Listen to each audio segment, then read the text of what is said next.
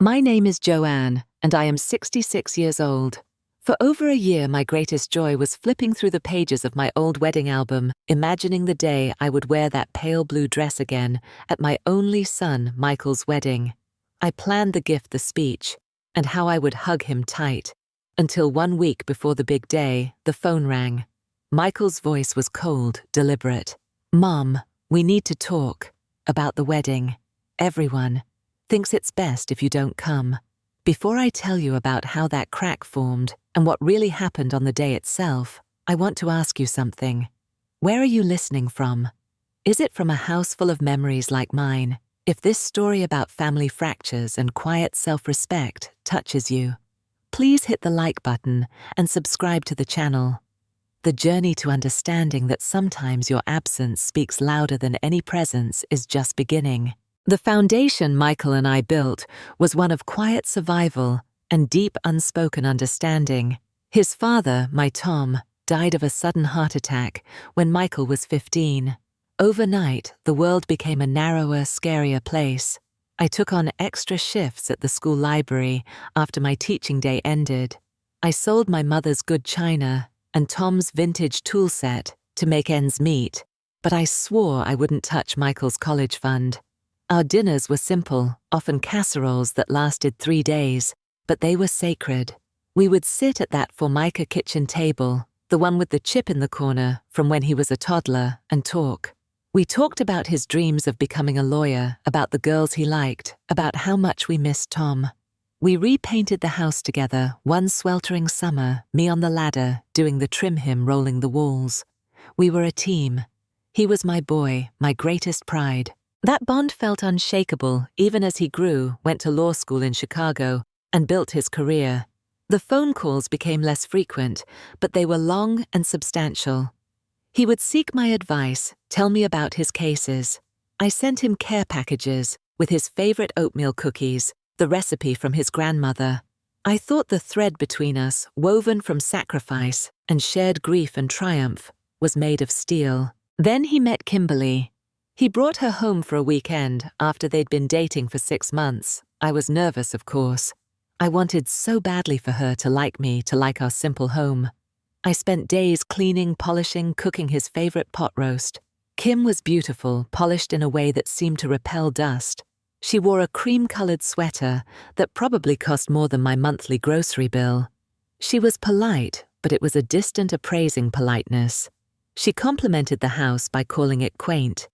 She picked at the pot roast, mentioning she was mostly plant-based. That first night I brought out my most treasured possession for the dinner table, the lace tablecloth my great-grandmother had brought over from Ireland. It was a symbol, my way of welcoming her into the family tapestry. Michael was beaming, so in love, so proud to show off this accomplished, beautiful woman. Then, as she reached for her glass of water, her elbow caught her wine glass. A deep spreading purple stain bloomed right in the center of the delicate white lace. "Oh goodness," she said, frowning not at the mess, but at the cloth. "What a shame." But honestly, antique fabrics like this are so fragile. They're practically impossible to maintain. She said it like she was stating a fact, not offering an apology. My breath caught. I looked at Michael, waiting for him to say something to defend this piece of our history. He just patted her hand. "Don't worry about it, honey. It's just a tablecloth. Just a tablecloth." The 3 words sat in the center of the table, heavier than the roast. That was the first real crack. I felt it, a sharp, clean break somewhere behind my ribs. I smiled, said it was fine, and spent an hour later that night gently dabbing at the stain with salt water, tears mixing with the solution. The stain faded to a faint shadow, but the mark was permanent. After that, the distance grew. Calls became weekly, then bi-weekly. He was always swamped with wedding planning or in back-to-back meetings. When we did talk, Kim's name was woven into every sentence. "Kim thinks we should look at venues in Napa. Kim's planner says we need to finalize the guest list." I felt myself being edited out, my opinions no longer relevant to the new narrative of his life. I tried to hold on to my connection with my grandson Ethan Michael's 12-year-old boy from a previous college relationship. I called him for video chats every Sunday, sending him small gifts, for no reason remembering every school event. He was my bright spot, but even there I felt a subtle shift. Michael would sometimes say Ethan's really busy with soccer. Mum, maybe don't call this weekend. It was a gentle push, but a push nonetheless. The wedding invitation arrived in a heavy linen textured envelope. It was elegant, formal, the kind of invitation that feels like a pronouncement. My name was on it, of course, Mrs. Joanne Miller. I felt a surge of joy immediately followed by a low hum of anxiety. This was my son's wedding. I should be over the moon. But the memory of the stained tablecloth of Michael's silence lingered. I decided I needed to make an effort to fit into this new polished picture they were creating. I wouldn't wear my old blue dress. That was for a different time, a different family. I would get something new, something appropriate. That's what led me to Frank's tailor shop downtown. Frank had been in business for 50 years. He'd made Tom's suit for our wedding and hemmed Michael's pants all through high school. The bell over the door jingled the same way. Frank, now in his 70s, looked up from his sewing machine, his glasses perched on the end of his nose. Joanne. Long time. What's the occasion? I told him about the wedding, my voice maybe a touch too bright. I picked out a lovely conservative lavender sheath dress from a catalogue. As he took my measurements, his hands gentle and precise, he looked at me in the mirror. You seem tired, Joanne. A son's wedding should be a happy thing. I brushed it off, pulling my shoulders back. Just the nerves, Frank. You know, wanting everything to be perfect. He made a soft tisk sound with his teeth, but didn't press. He just said, perfect is a heavy word. Sometimes it crushes the good right out of things. I paid my deposit and left his words floating in the air behind me like dust motes in the sunbeam from his window. The next 2 months were a whirlwind of my own quiet preparations. I told my neighbors, my old colleagues from the school, my few remaining family members. I practiced my mother of the groom's speech in front of my bedroom mirror, trying to strike the right note of love, pride, and welcome without seeming too sentimental or too simple. I spent evenings crafting my gift. It wasn't just a check. I painstakingly assembled a leather-bound album. It started with pictures of Tom and me holding a newborn Michael, went through his first steps, his graduation, him holding baby Ethan. I included a photo of the three of us, me, Tom, and Michael, repainting the house, all covered in speckles of sunshine yellow. On the last page, I planned to place a check, a substantial one. It represented a large chunk of my carefully managed retirement savings, but it felt right. It was my investment in his new beginning, my final big motherly gesture. But trying to get practical details from Michael was like pulling teeth. I called to ask about the seating arrangement, about whether I should book a hotel or if he wanted me to stay with him beforehand. Oh, Mom, don't worry about any of that. Kimberly and the planner have it all under control. It's all very streamlined. I asked about Ethan, if he needed anything, if I could help him get ready. He's fine.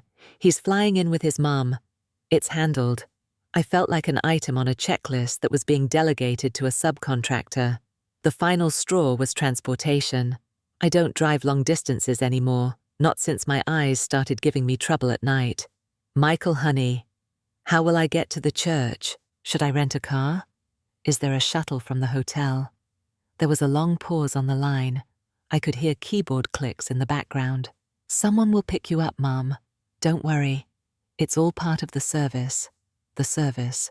My attendance was now a logistical problem to be solved by the wedding service. Then, exactly 1 week before the Saturday wedding, the call came. It was a Tuesday evening. I was in the kitchen washing the single plate from my dinner. His name flashed on the screen, and my heart did a little skip of anticipation. Maybe he was calling to go over last-minute things to tell me he was excited. Hi, sweetheart, I answered, drying my hands on a dish towel. Mom. His voice was flat, devoid of its usual warmth. It was his courtroom voice, the one he used when he was about to deliver bad news to a client. We need to talk. About the wedding. Okay, I said slowly, the dish towel falling from my hand. What about it? Another pause. I could hear him take a deep breath. There have been some discussions. Kim's parents and Kim herself. They feel that with your style and the possibility of you feeling out of place in the atmosphere, everyone is in agreement that it would be best if you didn't attend. It's to avoid any potential awkwardness. The words didn't make sense at first. They were just sounds. Then they assembled themselves into a brutal, coherent sentence. I was being disinvited. By my own son. For my style. The lavender dress from Frank's hung in my closet, tags still on. The album was on my coffee table, ready to be wrapped. My mouth was dry. "Michael," I whispered. "What do you mean, everyone?" My heart was pounding so hard I could feel it in my ears. A beat of silence, thick and suffocating. "I think it's for the best, Mum. For the integrity of the day." The integrity. The word tasted like ash. "So, May, you agree with them?" I had to hear him say it. "I think, May, it's the right decision, for everyone's comfort." He didn't say your comfort, he said everyone's. I was no longer part of that everyone. I was the obstacle to their comfort. I thought of Ethan. What about your son? What will Ethan think? He'll be fine. He's a kid. He'll understand. Michael's voice was getting impatient now, as if I was being difficult for not immediately accepting this decree. I didn't cry. I didn't yell. A profound numbness washed over me, cold and complete. It was the same feeling I'd had when the doctor told me Tom was gone. A severing. I said my own voice now, as flat as his. "Thank you for letting me know. Mom, don't be like that. It's not personal. It's just the wedding. Goodbye, Michael."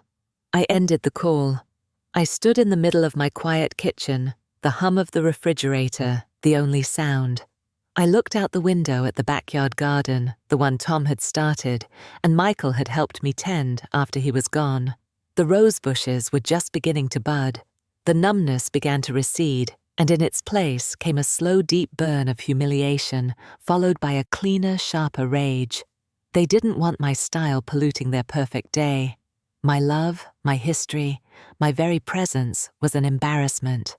I walked to the closet and stared at the lavender dress. It looked like a costume for a part I was never going to play.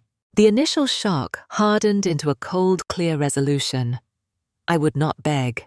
I would not argue. I would not show up where I was explicitly not wanted. But I also would not pretend this was okay. My silence would be my answer. I moved through my house like a curator closing a museum. I took the beautiful wedding invitation from the fridge door and filed it away in a desk drawer. I tore up the note cards with my speech.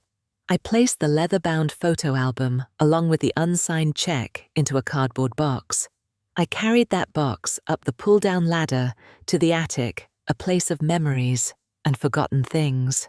I placed it next to Tom's old army trunk. It felt symbolic.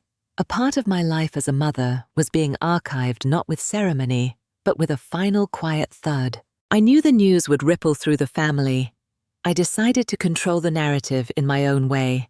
I called Michael's aunt, my sister-in-law, Louise. She was a fiery, no-nonsense woman in her 70s who loved me like a sister. "Louise, it's Joanne. Joanne. I was just thinking about you, all set for the big day. My dress is hideous, but what can you do?" she boomed. "I'm not going, Louise." The line went silent for a full 3 seconds. "What do you mean you're not going? Did you break a hip? Do you need me to come get you?" Michael called. He and Kimberly and her parents have decided it would be best if I didn't attend. To avoid awkwardness. I repeated the words calmly, as if reporting the weather. I heard her inhale sharply. "He did what? That little ingrate. That's spineless. Joanne, you listen to me. You are getting on a plane and you are coming to this wedding. I will personally make a scene the likes of which that prissy bride has never seen. The entire family will stand with you." Her fury was a comfort, but it wasn't the path. "Louise, I love you for that. Truly. But if my own son doesn't want me there, I won't force my presence. However," I said, my voice firming, "I also won't lie for him. If anyone asks, you can tell them the truth." Louise grumbled, but she heard the steel in my tone. "Oh, they'll hear the truth, darling. Don't you worry about that." The day of the wedding arrived. It was a crisp, beautiful Saturday in early June. I did not stay in my bathrobe. I did not wallow. I got dressed in a pair of comfortable slacks and a soft sweater. I drove downtown, not to church, but to Frank's tailor shop. The bell jingled. Frank looked up. He took in my outfit, my face and the garment bag in my hand. He didn't ask. He just nodded. Changed your mind. The occasion was cancelled, I said, handing him the bag with the lavender dress. Can I return this? He took it, his old eyes kind. Of course, he didn't offer a refund slip right away. He hung the bag on a rack. This generation, he said softly, more to his sewing machine than to me. They get so busy building a facade, they forget what holds up the house. I spent the afternoon at the public library. I wandered the stacks, pulling out random books on gardening, on history, on travel to places I'd never see. In the reading area, I overheard a group of 3 women about my age, laughing and discussing a community gardening class. I swear if I have to watch one more YouTube video on pruning roses, one said. I found myself smiling. I almost walked over, but I didn't. It was enough to hear normal happy chatter. At exactly 2 o'clock, the time the ceremony was to begin in a Chicago cathedral, I was sitting on the wooden bench Tom had built under our old maple tree. The garden was peaceful. Birds chirped. I closed my eyes. I didn't picture a church. I pictured a sterile, beautiful venue. I saw Michael in his tuxedo, nervous. I saw Kimberly radiant. I saw rows of guests. And I saw my empty chair. I wondered if anyone noticed it. I wondered if Michael in that moment felt a pang of anything. Regret, relief. I let the scene play out in my mind. The vows, the kiss, the applause. And then I let it go. I opened my eyes. The anger was still there, but it had settled into something hard and solid at my core. My absence that day was not a defeat. It was a statement. A loud, resonant, silent statement. My phone, which I had left on the kitchen counter, began to ring. I could hear it faintly from the garden. It rang and rang and rang. Different numbers. Probably Louise. Probably other relatives who had heard. I did not move to answer it. When I went inside, hours later, the screen showed 7 missed calls and a string of texts. Joanne, call me. What is going on? Are you all right? I turned the phone off. The world could wait. For 2 days there was a void. No call from Michael. No photos. No thank you for your well wishes text that never would have come. I turned my phone back on Monday morning. There were a few more concerned messages from family, which I answered briefly and vaguely. I'm fine, thank you for asking. It was a personal decision. I did not elaborate. I did not throw Michael under the bus, though every fibre of me wanted to scream the truth. But my truth was my own. I wouldn't let him make me the source of gossip. I would let his actions speak for themselves. Then, exactly 1 week to the hour after he had uninvited me, my phone rang. Michael's name flashed again. This time my stomach didn't flutter with anticipation. It clenched into a cold fist.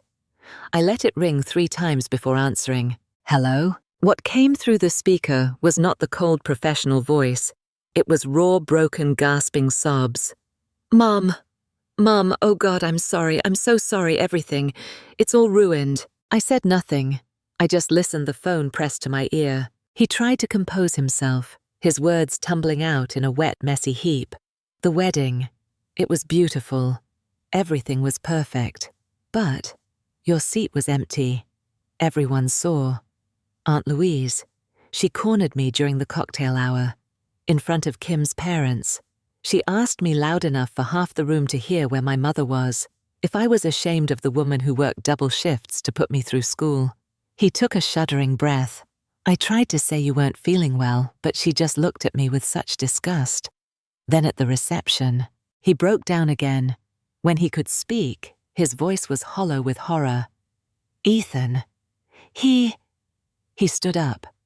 In the middle of the speeches. He's just a kid, Mum. He looked right at me and he said, Where's Grandma Joanne? Why isn't she here? Is it because Aunt Kim doesn't like her? The image flashed in my mind, my brave, honest grandson, calling out the elephant in the room. My heart swelled with a painful pride for him even as I heard Michael's devastation. The room went dead silent. You could hear a pin drop. Kim's face. She was furious. Her parents looked like they wanted to disappear. All anyone has talked about since is that moment. Kim isn't speaking to me. She says I ruined our wedding by not controlling my family. Her parents think I'm a classless opportunist. And Ethan, his voice cracked. Ethan won't talk to me. His mum called. She's furious. She said I created a toxic environment, that she's reconsidering my visitation rights. She said I chose my new wife over my own son and the mother who raised me. Everyone thinks I'm a monster mum. A selfish, ungrateful monster. He was crying openly now. The tears of a man who had just seen the flawless portrait of his life shatter, revealing the ugly cracked wall behind it. You have to help me. Please. You have to call Ethan's mum.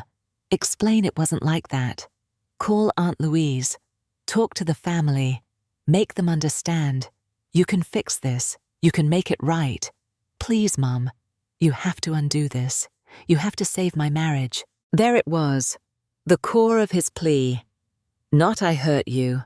Not I was wrong. It was fix the mess my choice caused. Save what's important to me. The cold fist in my stomach melted, replaced by a clear, calm certainty. I waited until his sobs subsided into hiccuping breaths. Michael.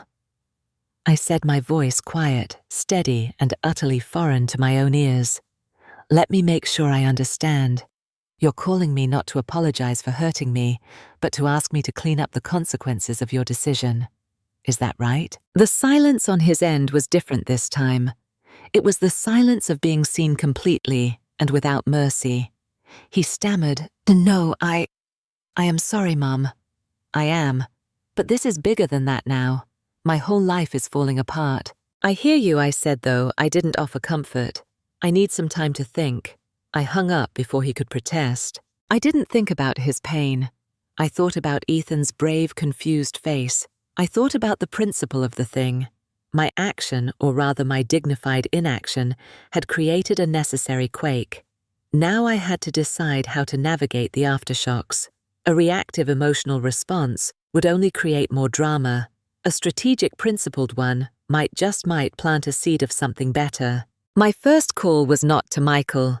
It was to Sarah, Ethan's mother. We had always been civil bonded by our love for the boy. She answered on the first ring, her voice tight. Joanne, I was wondering if I'd hear from you. Sarah. I began, my tone warm, but not pleading. I'm calling first and foremost about Ethan. I heard what he did. I want you to know from the bottom of my heart that I think he showed incredible courage and integrity. He asked the question everyone was thinking. She was quiet for a moment, disarmed. He's been so upset. He doesn't understand why you weren't there. Michael's explanation was pathetic. I can imagine, I said. Please tell Ethan for me that I am okay, that I love him more than anything, and that I am always here for him, no matter what. As for what happened between Michael and me, that is between us adults. It's not Ethan's burden to carry, and I don't want him stuck in the middle.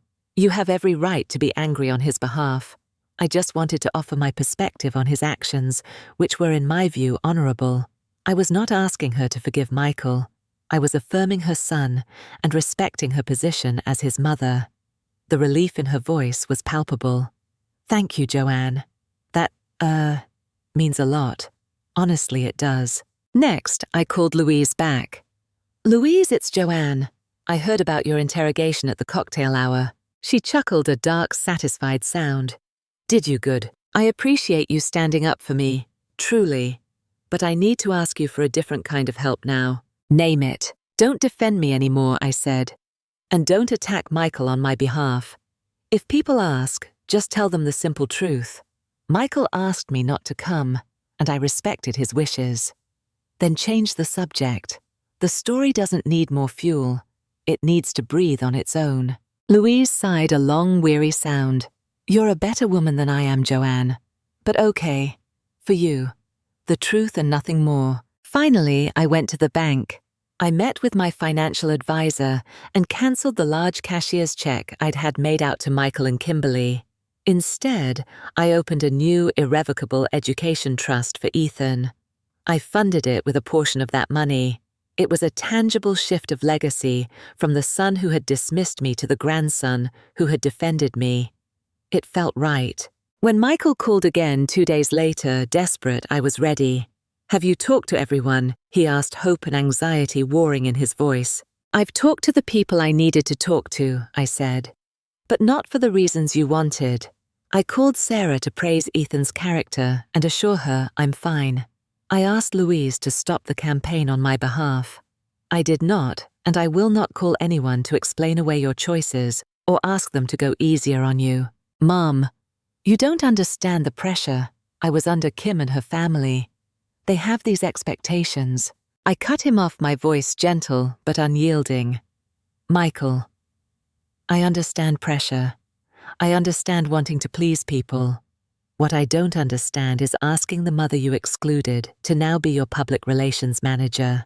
The fallout you're experiencing is the direct result of your decision. If you want to salvage things with Ethan, with the family, even with your new wife, you have to do that work yourself. It starts with a real apology. Not one because you got caught, but one because you understand what you did was wrong. Deeply, hurtfully wrong. He was silent. I continued. My absence didn't ruin your wedding, Michael. Your decision to be ashamed of me did. You have to fix that within yourself first. The weeks that followed were a lesson in quiet reconstruction, but for myself, not for him. I remembered the women from the library. I looked up the community gardening class and signed up. The first Saturday morning, I showed up in old jeans and a sun hat, my hands bare. The group was welcoming, a mix of ages and backgrounds, united by dirt and plants. I learned about companion planting, about nurturing soil. I made tentative friends. We shared cuttings and coffee. In the earthy, tangible work of helping things grow, I found a piece I hadn't known I was missing. I started a new bed in my own backyard, dedicated entirely to cutting flowers, zinnias, cosmos, dahlias, things that were bold, bright, and unapologetically beautiful. Michael sent a long, handwritten letter. It was less frantic than his phone call. He wrote about the suffocating pressure from Kimberly's world, about his fear of not being enough, about his cowardice in the face of their disapproval. The apology was more reflective, though still centered on his own predicament. He asked if we could meet. I agreed, but on neutral ground. We met at a quiet cafe halfway between my town and Chicago, a place with no memories for either of us. He looked older, tired. The confident lawyer veneer was cracked. We made awkward small talk about the weather before the silence stretched too long. "I don't know how to come back from this, Mom," he finally said, staring into his black coffee. "You start by building something new," I said. "A relationship based on honesty, not on what looks good. You have to decide who you are, Michael. The man who is embarrassed by his past, or the man who integrates all of it into who he is now. Kim doesn't want anything to do with the past. She wants a fresh start. Then you have a choice to make." I said, my voice steady. "But you cannot ask me to erase myself to facilitate her fresh start. I forgive you, Michael. Truly I do. I can't carry that anger. But forgiveness isn't the same as forgetting, and it's not the same as trusting. Trust is something you'll have to earn back slowly, and it will require you to set boundaries of your own, to defend the family you came from, even if it's just to say, that's not up for discussion." He nodded, tears in his eyes again, but they seemed quieter, more genuine this time. "I miss you, Mom. I've always been here," I said. "You're the one who walked away." It wasn't said with bitterness, just as a fact. We parted with a stiff, careful hug. It was a beginning, but a fragile one, built on the rubble of the old. My relationship with Ethan, however, flourished. Our video calls were longer. He told me about the fallout at school, about kids whose parents had heard about the wedding drama. "I just told them my grandma is cool, and my dad messed up," he said with a shrug. I laughed, a real full-bodied laugh that felt good. I sent him a package with gardening tools for kids and seeds for a sunflower house. He sent me pictures of the first green shoots. The garden became my sanctuary. It was mine. Not Tom's. Not something shared with Michael. Mine. I got dirt under my nails and sweat on my brow, and I felt more alive, more myself than I had in years. I learned that nurturing your own plot of earth, both literally and figuratively, is the most powerful therapy there is. One afternoon I was kneeling in my flower bed, the rich smell of soil and mulch surrounding me, the sun warm on my back. My hands were caked in dark earth as I carefully tucked a dahlia tuber into its new home. The phone rang from the porch. I wiped my hands on my apron and went to answer it. It was Michael. "Hi, Mom." His voice was calm, clearer. "I was wondering if it's okay with you. Kim and I would like to come for a visit this weekend. Just a short one. To talk." I looked out at my garden, at the vibrant, chaotic, beautiful life I was cultivating. The zinnias were a riot of color. The cosmos danced in the breeze. My weekend plans involved staking the tomatoes and deadheading the spent blooms. They were simple, good plans. They were my plans.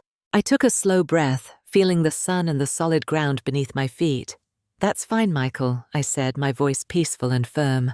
"But you should know I have gardening to do this weekend, and I don't plan on changing my plans." There was a pause on the other end, then a soft, almost relieved chuckle.